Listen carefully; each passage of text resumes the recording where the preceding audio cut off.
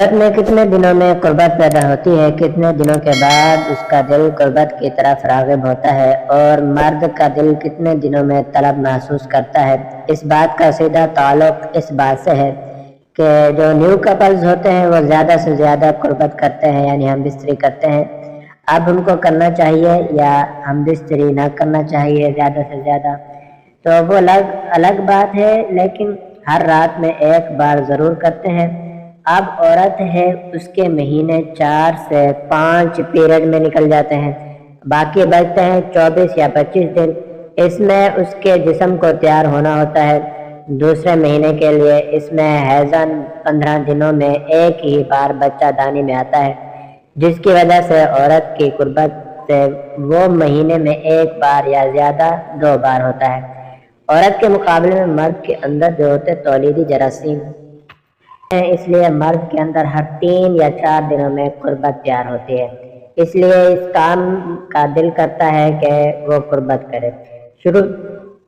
शुरू में ये आम सी बात होती है कि जब तक खवातीन को प्रेग्नेंट ना हो जाए, इस काम को फर्ज समझकर किया जाता है। ज़्यादा कुर्बत इख्तियार करना सेहत पर कितना असर होता है।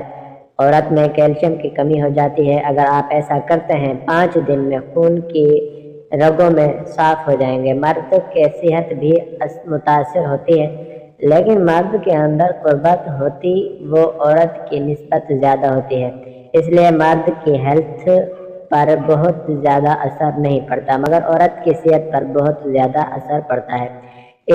इसीलिए ज़रूरी है कि आप एक दूसरे के कुर्बती मिजाज को समझें, एक दूसरे को इतना वक्त दें कि दिली तौर पर राज़ी हों और आपके साथ इन लम्हों को तस्कीन हासिल करें।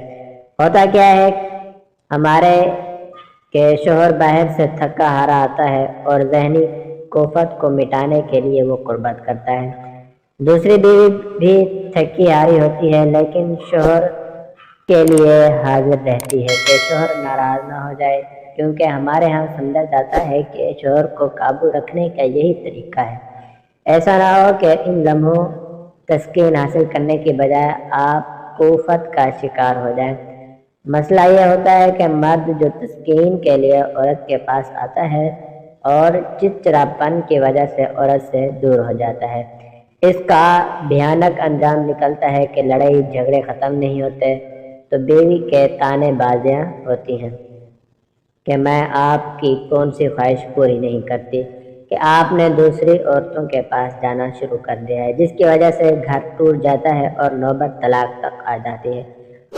औरत को शादी से पहले कुर्बत के बारे में मुकम्मल इल्म हो तो वो अपने शोहर के कुर्बत को काबू कर सकती है कि रोज़ाना कुर्बत करनी है या नहीं करनी है, कि कैसे सेहतमंद रहा जा सकता है। इससे मुराद के जिससे मियाँ बीवी आपस में ताल्लुक़ कायम करके एक दूसरे से मुतमईन हो जाए।